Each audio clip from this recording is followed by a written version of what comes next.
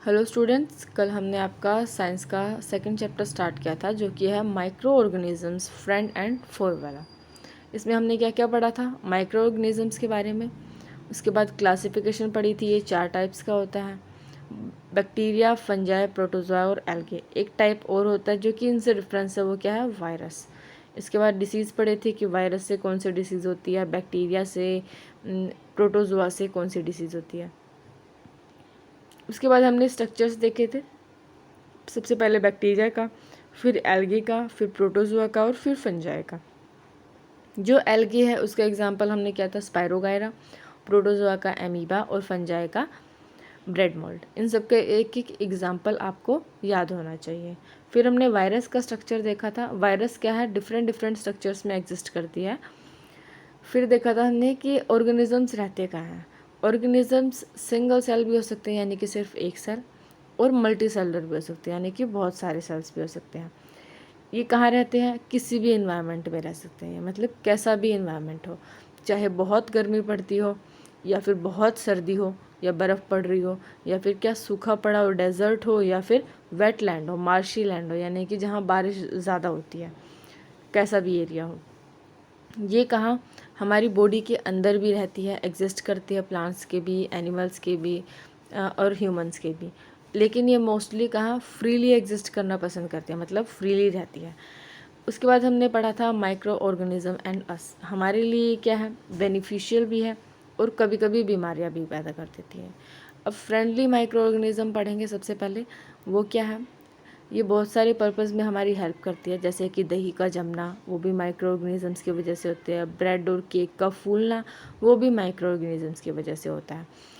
ठीक है, तो हमने पढ़ा था कि सॉइल फर्टिलिटी में भी हेल्प करता है और मेडिसिन्स बनाने में भी हेल्प करता है। फिर पढ़ा था मेकिंग ऑफ कर्ड, यानी कि दही का जमना कैसे हेल्पफुल करता है। जैसे लैक्टोबैसिलस बैक्टीरिया, आपकी मम्मा क्या करती हैं कि दूध को हल्का सा गर्म करके उसके अंदर 1 चम्मच दही की डाल देती हैं और सुबह तक क्या होता है, वो दही जम जाती है पूरे दूध के। तो वो किस वजह से होती है? लैक्टोबैसिलस बैक्टीरिया की वजह से होती है। इसके और एग्जांपल्स क्या थे? रवा, इडली, भटूरा। अब पढ़ेंगे हम, एक्टिविटी ही दे रखी है एक, और एग्जांपल्स ही हैं इसके। जैसे कि हम मैदा गूंथते हैं या फिर कोई भी आटा हो गया, उसको हम क्या करेंगे? आधा किलो लेंगे, हाफ केजी लेंगे, उसके अंदर चीनी ऐड करेंगे और थोड़ा गर्म पानी डालेंगे और क्या डालेंगे? यीस्ट का पाउडर डालेंगे और उसका डो बना लेंगे, यानी कि उसको गूंद लेंगे अच्छी तरह से। फिर क्या होता है, वो अगर 4-5 घंटे बाद हम इसको देखते हैं तो क्या हो जाएगा? रेज हो जाएगा, यानी कि फूल जाता है आटा। अब यीस्ट जो रिप्रोड्यूस करता है वो क्या है? रैपिडली करता है, यानी कि जल्दी जल्दी करता है। और क्या प्रोड्यूस करता है? कार्बन डाइऑक्साइड प्रोड्यूस करता है रेस्पिरेशन के टाइम पे। अब कार्बन डाइऑक्साइड क्या करता है?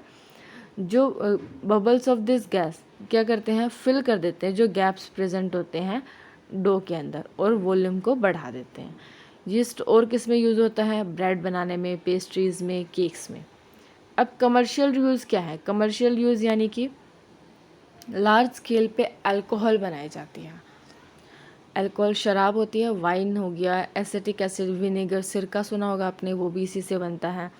या फिर और किस किस चीज़ में यूज़ होता है? यीस्ट जो है वो ग्रो करता है नेचुरल शुगर पे, जिसके अंदर नेचुरल शुगर प्रेजेंट होगी, जैसे कि ग्रेन्स हो गए, गेहूँ हो गए, चावल हो गए, फ्रूट्स, क्रश्ड फ्रूट, आपने सुनी होगी ना, ग्रेप वाइन, उसकी शराब बनती है अंगूर की।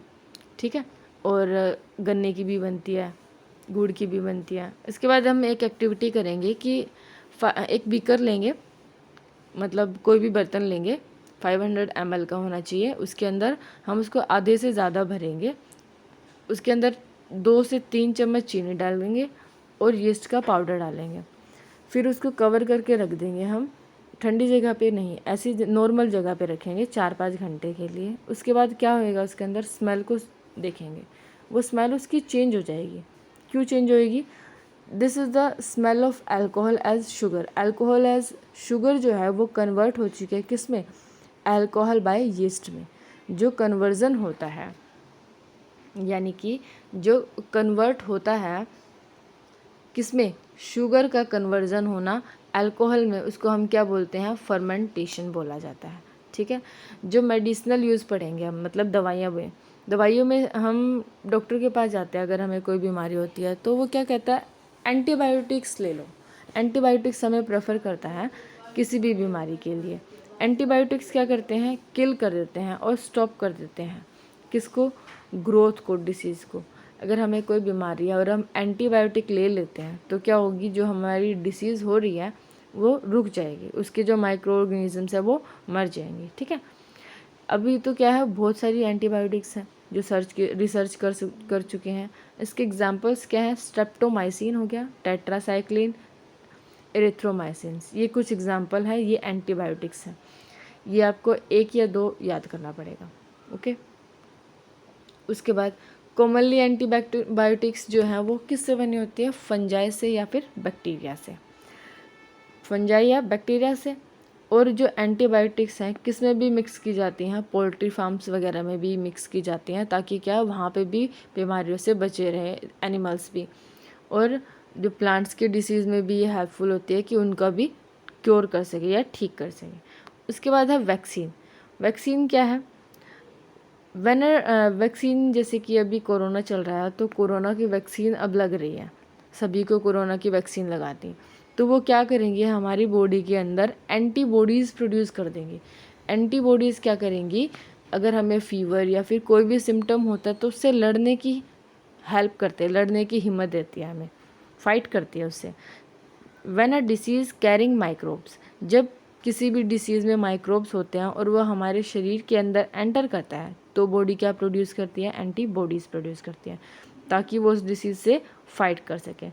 अगर मान लो कोई भी डेड और वीकेंड माइक्रोब्स है वो इंट्रोड्यूस करते हैं, मतलब ज़्यादा पावरफुल माइक्रोब नहीं है, किसी भी हेल्दी पर्सन में या किसी स्वस्थ पर्सन में हम उसको डालते हैं, एंटर करवा देते हैं, तो वो क्या हो जाएगा, स्वस्थ पर्सन में क्या होगी, एंटीबॉडीज़ होंगी, हेल्दी पर्सन में होगी एंटीबॉडीज़, तो वो क्या करेंगी, जो भी बैक्टीरिया या माइक्रोब एंटर हुआ है उसको क्या कर देंगी, मार देंगी वो।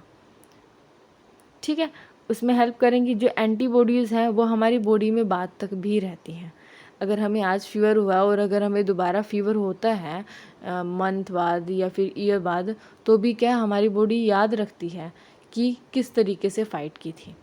ठीक है, वैक्सीन इस तरीके से काम करती है। हमने वैक्सीन, एक तो कोरोना की वैक्सीन जो चल रही है अभी, और किसकी वैक्सीन लगती है, ट्यूबरक्लोसिस, टीबी की वैक्सीन लगती है, स्मॉल पॉक्स यानी कि चेचक के जो दाने हो जाते हैं उनकी भी वैक्सीन लगती है, हेपेटाइटिस की लगती है। और आपने देखा होगा कि जब छोटे बच्चे होते हैं घर में तो पोलियो ड्रॉप्स पिलाने आते हैं। जो पोलियो ड्रॉप्स होती है ना, वो भी किसकी फॉर्म होती है, वैक्सीन की ही फॉर्म होती है। वो क्या करती है, बच्चों में पोलियो नहीं होने देती है।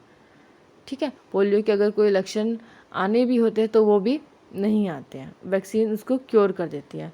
और एक ये होता है कि जब बच्चा छोटा होता है, यानी कि बर्थ हुआ है बच्चे का, न्यूबॉर्न बेबी है, तो उसको इंजेक्शन्स लगते हैं। उनका एक कार्ड भी बनता है, उसमें बहुत सारे इंजेक्शन लिखे होते हैं और वो लगवाने पड़ते हैं, आफ्टर 1 मंथ, आफ्टर 3 मंथ्स, सोन ऐसे लगते हैं। तो वो क्या करते हैं, ताकि बड़े होने पे बच्चे के अंदर कोई भी डिसीज़ ना आए, या फिर आए भी तो उसके अंदर क्या हो, एंटीबॉडीज़ प्रेजेंट हो और वो उससे फाइट कर सकें। ठीक है, ये तो थी पोलियो की बात। अब स्मॉल पॉक्स के लिए भी ऐसा ही कैंपेन चला हुआ है कि सभी लोग स्मॉल पॉक्स की भी वैक्सीन लगवाएं, ताकि क्या हो जाए, उससे फ्री हो जाए। ठीक है, वैक्सीन्स लार्ज स्केल्स पे बनाई जाती हैं ताकि किस किस को प्रोटेक्ट किया जा सके, ह्यूमन बींग्स को, प्लांट्स को, एनिमल्स को। आज के लिए इतना करेंगे, बाकी कल करेंगे। Thank you.